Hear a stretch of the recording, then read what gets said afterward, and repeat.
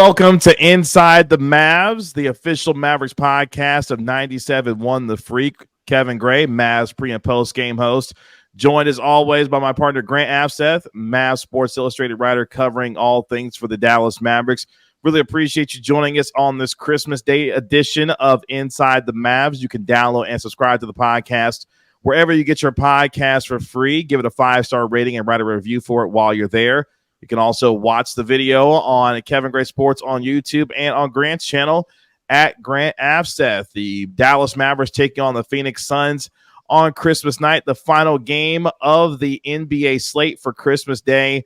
A lot to get to on the episode as far as the Mavericks taking on the Suns. We'll take a look back at how the Mavericks fared against the San Antonio Spurs throughout the course of this show as well. You can find me on Twitter at Kevin Gray Sports. You can find Grant on Twitter at Grant Afseth. Make sure you give us a follow there and check out all of things for Inside the Mavs on Twitter at Inside the Mavs. Before we go any further, Grant, what's going on, man? How we doing?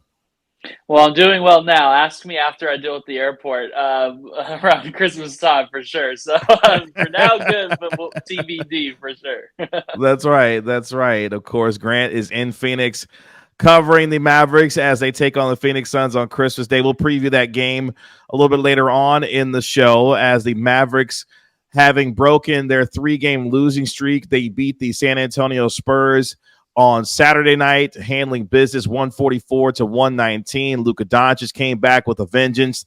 So did Dante Exum. We'll get into that breakdown of that game as we get you ready for a busy Christmas Day for the Dallas Mavericks, that is, as they get ready to take on the Phoenix Suns. But let's start there with the Mavericks, who beat the San Antonio Spurs on Saturday night, crushing the Spurs 144-119. At one point, the Mavericks had a 41-point lead in that game against the Spurs. We saw the return of Luka Doncic, who got his 6th triple-double of the season, his 6th triple-double of his career against the San Antonio Spurs, going for 39, 12, and 10.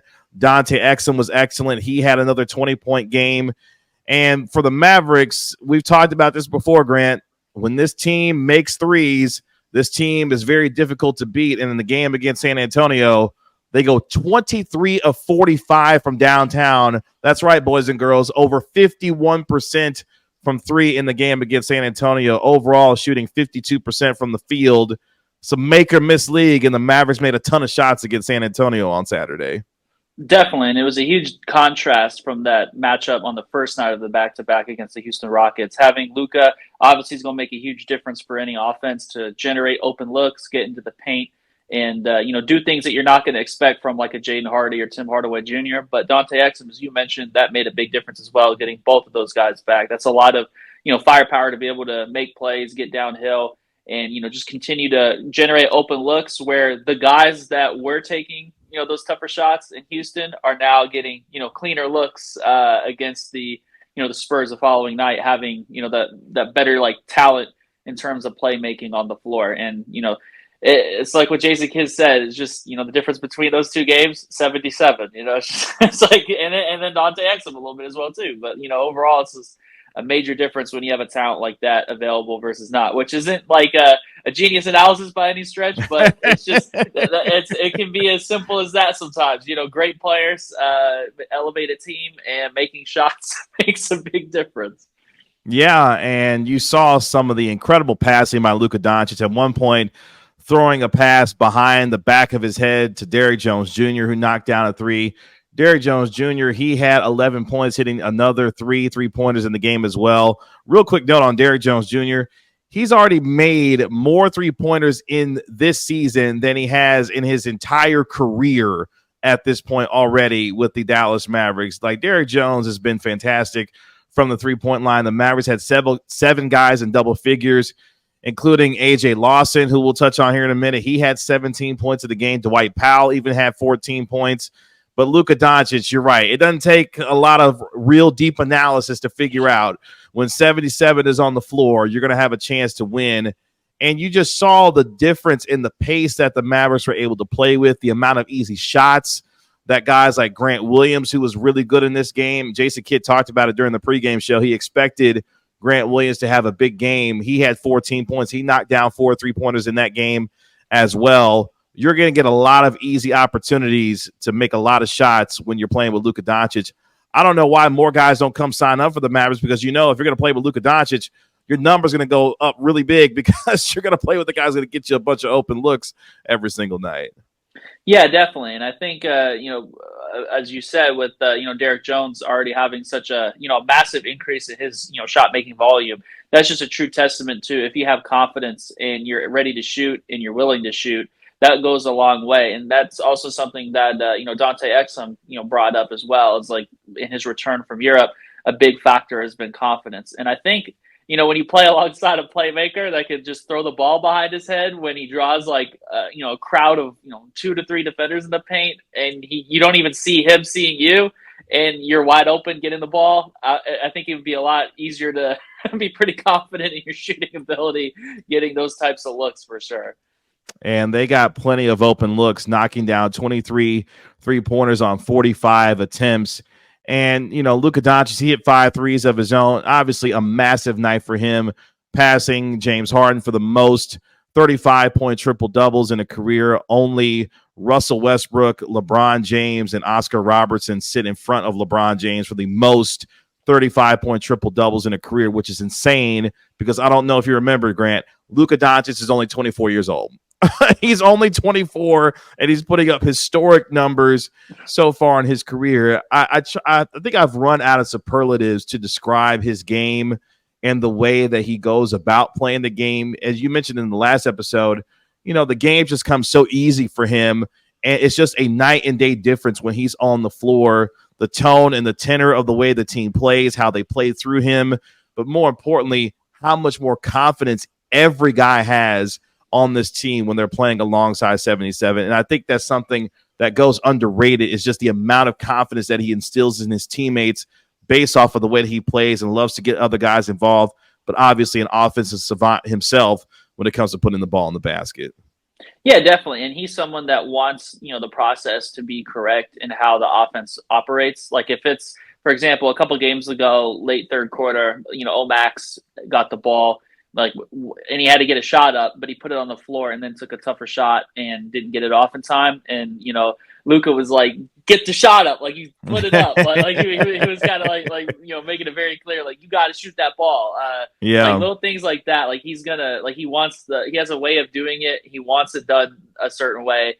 And that's, the right way. It's if you have the ball, don't hesitate, let it fly. And, he's going to let you know about it if you don't let it go. So he's almost having that encouragement, whether it's, the nicest of encouragement. Or that tough love. Yeah, tough love sometimes, yes. Yeah, he's going to let you know if that's not the way it was supposed to go. And, people that hesitate on the catch, things like that, after a couple games, you're going to start to shoot the ball. and with the quality of looks that come your way, that was probably the smart decision anyway. So definitely a reinforcement of proper habits there for sure. Yeah, an interesting wrinkle to this game, because prior to the game, we were expecting, of course, to see Victor Wembanyama for the first time in Dallas, in the San Antonio Spurs uniform, but he wound up turning an ankle, falling on a ball boy during the warm-up for him. He was able to come back and finish his warm-up, but the Spurs decided to exercise an extreme amount of caution, and they decided to sit out Wembanyama and not play him, to, I'm sure, a lot of disappointment for a lot of fans who were looking forward to seeing Victor Wembanyama for the first time in Dallas. They'll have to wait now until February for that opportunity to see the Spurs come back to Dallas to take on, Luka Doncic and the Mavericks. So I'm sure you were in the arena as word started to circulate. I'm sure a little bit of disappointment not having a chance to see the rookie sensation who's been fantastic for the Spurs so far this year. Yeah, I think it was also just a lot of surprise, too, because as you say, he came back from the locker room and he finished out his workout, and he looked good to me. I know there's a big difference between a workout and playing in the game, for sure, but I don't know. Maybe one of the people on the Spurs checked their phone and saw some Cooper Flag highlights and said, I think you're good, my guy. You don't have to go out there. But, definitely in general, I was just surprised because it was such a late scratch, too. Mm-hmm. He was submitted on the starting lineup. and it felt almost like right before like the national anthem or right before the lineup intros. It was like, oh, by the way, Wembanyama's out. I was like, wait, what? Like, oh, he is. And Jason Kidd actually had mentioned that Jared Dudley was told by Pop to go over to tell Kidd that we're going to be making Victor a late scratch. He's not playing today.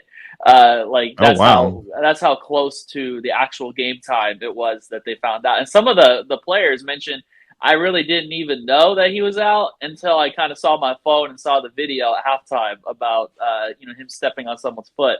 So it was definitely like super close to when the game started. When people, some people didn't even, I guess, know exactly. Sure. Some people thought, oh, is he going to come off the bench because he was still listed as a starter? Maybe they just are going to bring him off the bench out of precaution reasons. But yeah, overall, it was very weird. I don't think I've really seen that before. The only time I remember that in general, I think it was like 2 seasons ago before the Pacers' first game. Miles Turner stepped on a ball boy's foot as well, and then he missed a couple games, if I Oh remember wow. correctly. Yeah, so I think that's like the only other instance I've ever even heard something similar like that before, for sure. Well, that took a little bit of air out of the arena for the Spurs fans who were there. Mavericks fans, not necessarily too disappointed because they were able to see their Mavericks put on an offensive show. In fact, they had 117 points through 3 quarters, the most through 3 quarters so far this season for this team. So the offensive barrage was there. They had 26 assists on their 52 made field goals, but a big part of that was Luka Doncic. And as obviously the game was out of hand, a couple of notes that I do want to touch on, though, before we get to, the Suns taking on the Mavericks, on Christmas Day tonight. One, AJ Lawson, who had 17 points in this game, 7 of 10 from the field, has brought a lot of energy, even in the game that was out of hand in Houston on Friday night. You're seeing a young man, and even for guys like Max Prosper, who's able to get some run, Dexter Dennis got some run, as well in that game against Houston. But AJ Lawson in particular, who played over 30 minutes in this game, now a lot of it coming in the second half where things were, like I said, out of hand and pretty much in garbage time. But one of the things I've liked about him is that he's brought a lot of energy. You saw some of that in the first half of this game as well. Him getting out in transition, finishing with authority in transition, active hands as far as the defensive end as well. AJ Lawson has been able to take advantage of some of his opportunities, and I like the brand of basketball that he's playing, and that's aggressive. He's getting after it, and he's bringing a lot of energy on both ends of the floor. What did you make of AJ Lawson, what he was able to do in that game against San Antonio? Yeah, I think it's a lot of what you said. I think a lot of it, it seems like every time he gets, whether it's a couple minutes or 10 plus minutes in a game, it seems like he's always getting out on a leak out and throwing down a dunk. He's done that quite a few times this season. And I feel like, dating back to even the Summer League, not this past Summer League, but the Summer League before, when he was also with the Mavs and, was a clear standout. He's someone that he'll get after it defensively. He can guard multiple positions. And, I think the key for him overall is just that he's going to have to keep, shooting with consistency on those open looks. And he's definitely got all the attributes of a 3-and-D player. Aside from maybe like the ideal frame, he's pretty undersized in terms of his weight. That's probably been the thing that's held him back from, the opportunities so far in his career. But that's something that he's focused on, trying to address. But overall, Jason Kidd mentioned this as well when talking about AJ Lawson. He shot really well at home. So I think overall, probably something the team's going to look for is how consistent can he be regardless of the location. Like on the road, can you bring that production and knock down open shots and be that reliable, spot up guy when the ball finds your way and continue to build on that. And if he can continue to knock down shots, home, away, wherever it may be, I think that'll go a long way because he does fly around the half court. That Oklahoma City Thunder near comeback that they had earlier this season when he was on the floor in that fourth quarter with that 30-0 run is what it was, if I remember correctly, along with Omax.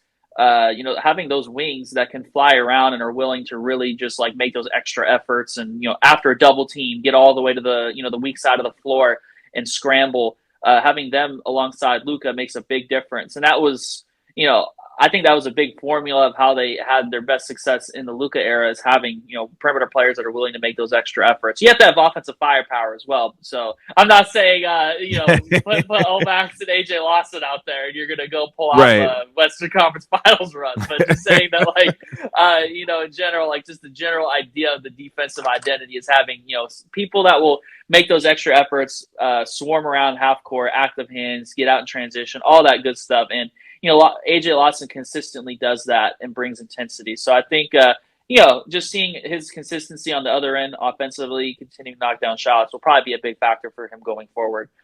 Yeah, and he was terrific in that second quarter. You look at what he did in nearly 9 minutes of play.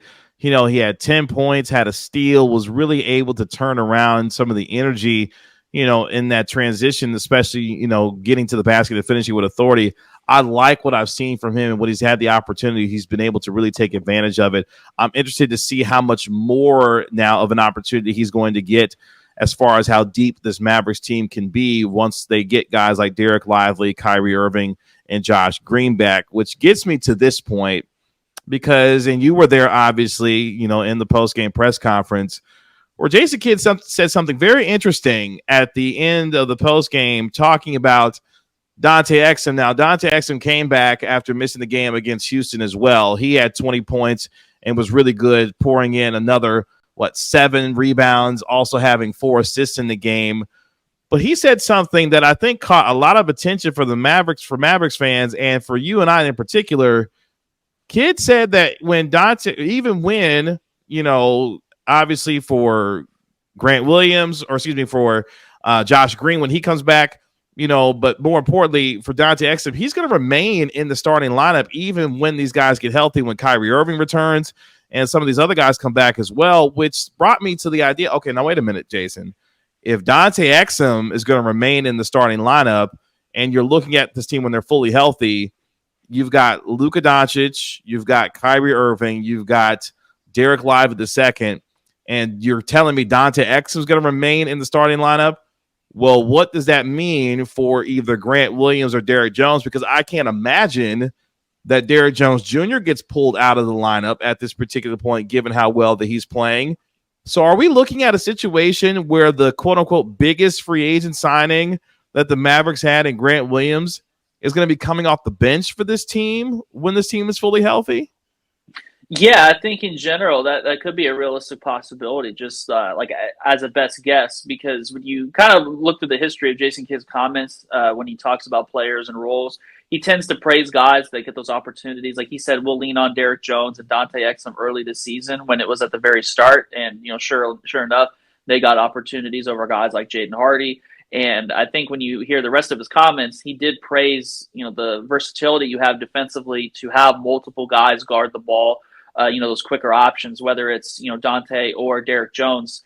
So I think, with him getting that type of praise, I would probably lean towards him getting the opportunity just based off the track record and the history. But I do know, out of respect, sometimes teams like to keep giving guys those chances to play through struggles sometimes. So I wouldn't take that as like a definitive off of like the read the tea leaves sort of thing. But I definitely think, from what they like defensively in terms of that identity of having multiple guys to pick up full court, guard the ball, fly around the half court, as we talked about with the other players to a lesser extent that we were discussing. I think that fits the identity of what they want, especially with that rim protection with Derek Lively, protecting the back line as the 5. That really kind of checks a lot of boxes. And as long as Derek Jones continues to shoot with consistency, as everyone will have some off nights every now and then, but he's largely been effective, checked the boxes that you would expect him to check.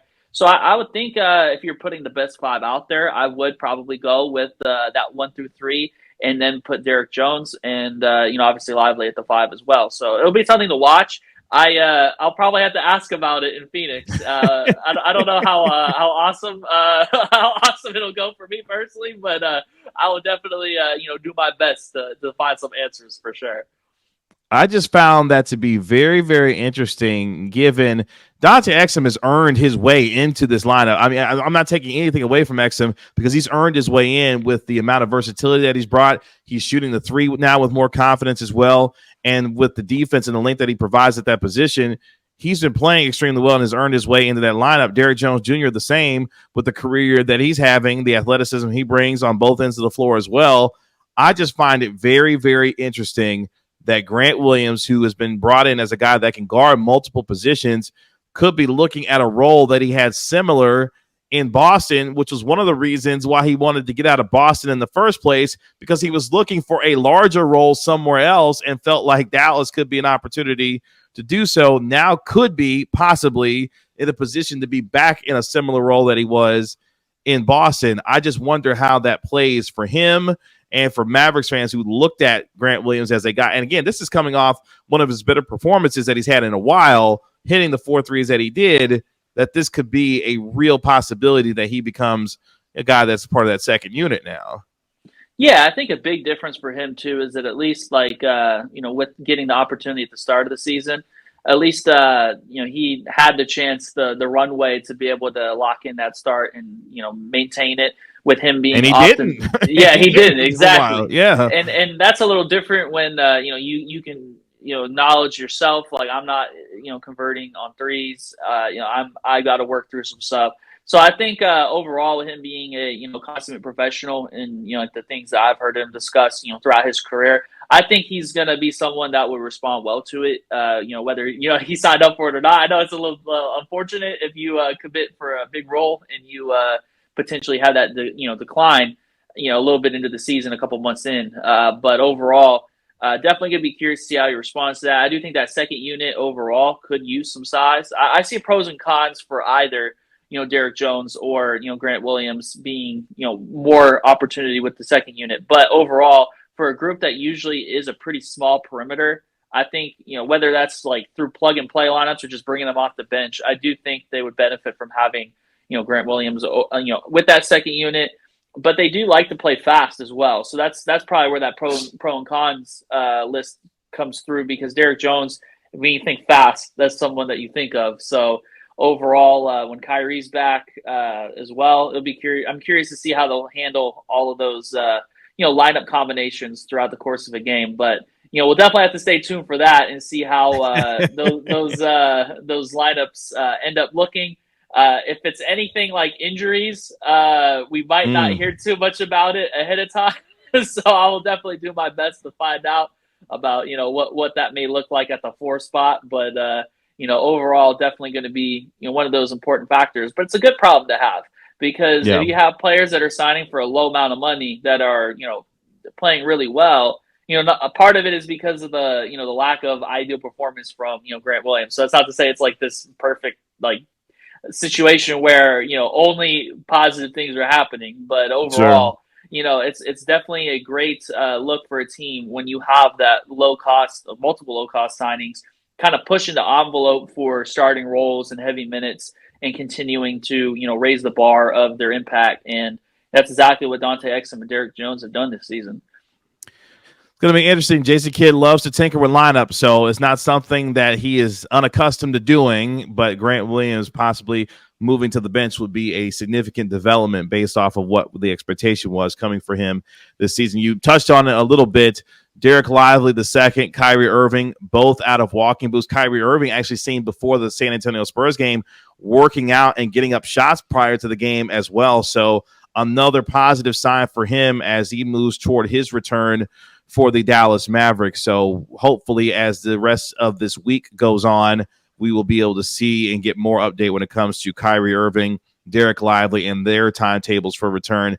Good to see, though, Kyrie Irving getting shots up before the game on Saturday. Let's move to the preview of tonight's game between the Mavericks and the Suns. Mavericks at 17-12, 9-6 away from the American Airlines Center. Phoenix 14-14, just 7-8 at home.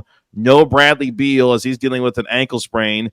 Obviously, Kevin Durant and Devin Booker will be on full display for the Phoenix Suns. A little bit of turmoil, Eric Gordon coming out in a recent piece from Chris Haynes of Bleacher Report saying that he wants a larger role for the Phoenix Suns. Okay, Eric, good luck with that. I hope that works out for you in Phoenix. But at the same time, Mavericks coming off a win that they needed.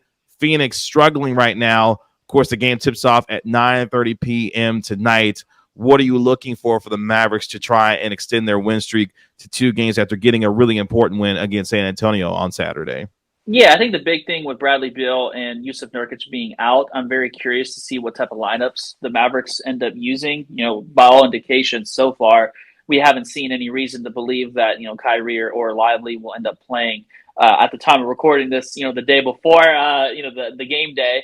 That's to be determined with all the injured players what any developments may look like. A little bit closer to that tip off. But as of now, they started out that small ball lineup against the Spurs. I'll be curious to see, like with the Suns not having Nurkic, how often both teams utilize that small ball. And at that point, containing dribble penetration becomes very essential for both teams. And when you look between both teams, the top of the rosters, there's no better talent between both of them than Luka Doncic at getting into the paint. But if you don't have Kyrie Irving, which again we have no idea at this time based off the reports what their personnel is going to be available until we know. But that's where Dante Exum will be very important as well, someone who frequently gets into the paint and maybe not have to rely as much on 3-point shooting. If someone in the supporting cast like a Tim Hardaway Jr. or anyone else who's getting up a high volume of threes can convert at a high clip, that definitely will help because you want to have a high offensive production output when you're playing against a team that has 2 All-NBA caliber players like KD and Booker. And when you're on the road as well, role players tend to perform better at home. Obviously not a guarantee, but that's where it becomes an ideal situation when you have a superstar available, is where you can raise the floor of your team's impact to be able to, kind of overcompensate for some of the other teams' role player performance when they're on their home floor.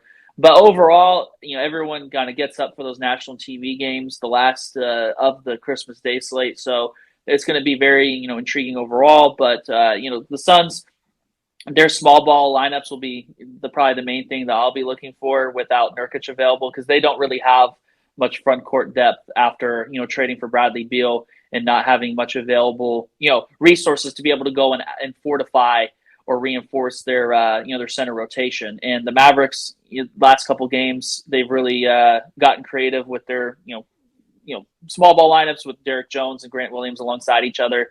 With last game, Tim Hardaway Jr. started at the 3 spot, and that obviously will change when players come back from injuries. But overall, how that continues to look will be interesting, because the Mavericks actually started out trailing, if I remember correctly, 19-16 until they put Dwight Powell back into the game. So it's been a mixed bag of results so far. That was the group that really rallied the team back against the Clippers from that 22-point deficit in that second half.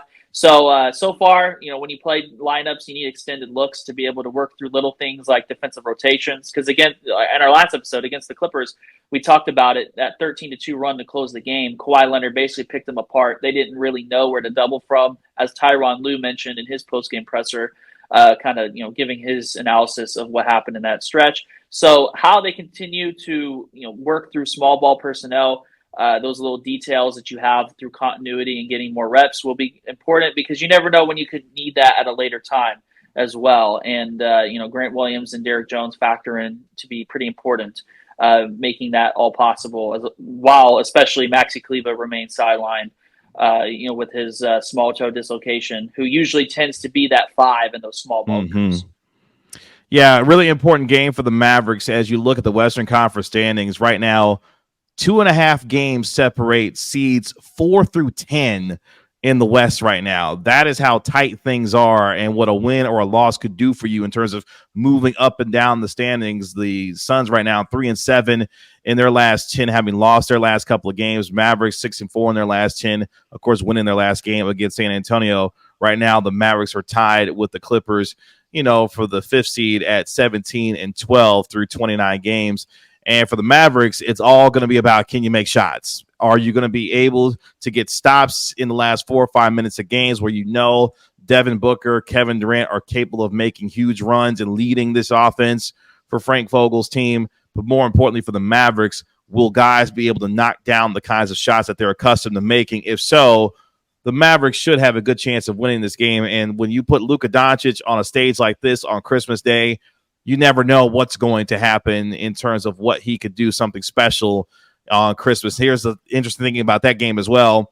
Luka Doncic just 11 points shy of 10,000. So barring anything unforeseen happening, he's going to be the youngest player in NBA history to reach 10,000 points for a career, as he dropped the 39 against the San Antonio Spurs on Saturday, only needing 11 now to get to that magical 10,000 point mark. Should be a really historic night for him, as he, as I mentioned, will become the youngest player in NBA history to reach 10,000. So a really cool game to cap off what is going to be a busy slate of action on Christmas Day, with the Mavericks and the Suns tipping off at 9:30, a very late one on Christmas night. I'll have the pregame show beginning at 9 p.m. on the Dallas Mavericks Radio Network, 97.1 The Freak. Grant will be in Phoenix covering the game for Sports Illustrated, talking all things and covering all things Dallas Mavericks. He will have a ton of coverage there as the Mavericks take on the Phoenix Suns, looking for their second straight win. Meanwhile, the Suns will be looking to break their 2-game losing streak to try and get things above 500 to move to 15-14. Should be a entertaining and fun game between these two teams, two of the biggest stars in the league, in Luka Doncic and Kevin Durant getting it on. And of course, everyone's favorite time of the year for the Mavericks fans is when Luka Doncic takes on Devin Booker, because you know how Mavericks fans feel about Devin Booker. They don't like him. So it'll be fun to watch in Phoenix at Footprint Center. Grant, tell the folks where they can find you, what you got going on, man. Yeah, for sure. You can find all of my content on DallasBasketball.com. I'm going to have a lot of articles, including one about that Luka Doncic Devin Booker matchup that everyone loves to talk about, for sure. So there'll be a lot of things before and after the game, and I look forward to breaking it all down whenever we come back with our next episode, for sure. Yeah, we'll be back on Wednesday with our next episode to recap what happened between the Mavericks and the Suns on Christmas night, as it should be a lot of fun between these two teams. Again, I'll have pregame beginning at 9 p.m. on the Dallas Mavericks Radio Network, 97.1 The Freak, and the game beginning at 9:30 in Phoenix. Make sure you follow Grant on Twitter at Grant Afseth. You can subscribe to his channel on YouTube at Grant Afseth as well. You can also subscribe to my YouTube channel at Kevin Gray Sports, and be sure to download and subscribe to the Inside the Mavericks podcast, the Inside the Mavs podcast, wherever you get your podcast for free on iHeartRadio's Apple Podcasts or Spotify. Make sure you get the podcast a 5-star rating and write a review while you're there. And you can find me on Twitter at Kevin Gray Sports. That'll do it for this episode of Inside the Mavs. Really appreciate you hanging out with us on this Christmas day. We hope that you enjoy your Christmas holiday and enjoy the Mavericks taking on the Phoenix Suns. Will be back on Wednesday to recap everything right here on the official Mavericks podcast of 97.1 The Freak, Inside the Mavs. For Grant, I'm Kevin. We'll talk to you Wednesday. Peace.